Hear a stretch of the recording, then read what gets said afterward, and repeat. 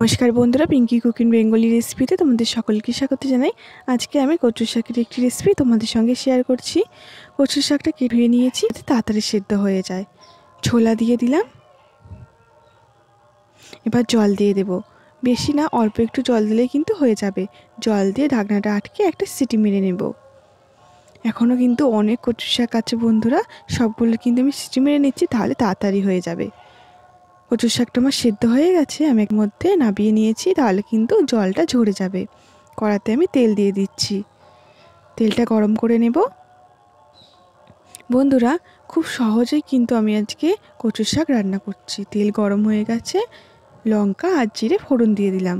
ফোড়নটা তেলের মধ্যে হালকা করে নেড়ে তারপর কিন্তু আমি সেদ্ধ করে রাখা কচু শাকটা দিয়ে দিচ্ছি।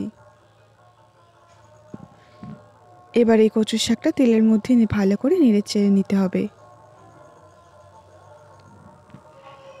বন্ধুরা, আজকে কিন্তু আমি খুব সহজভাবে কচুর শাকের রেসিপি তোমাদের সঙ্গে শেয়ার করছি। স্বাদ অনুযায়ী নুন দিয়ে দিচ্ছি, ঝালের জন্য কাঁচা লঙ্কা দিয়ে দিলাম। ভালো করে মিশিয়ে নেব।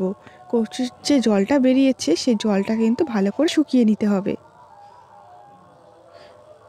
অল্প আমি হলুদ দিয়ে দিলাম কালারের জন্য। ভালো করে কিন্তু এইভাবে নেড়ে নেড়ে বন্ধুরা কচুর শাকের জলটা শুকিয়ে নিতে হবে।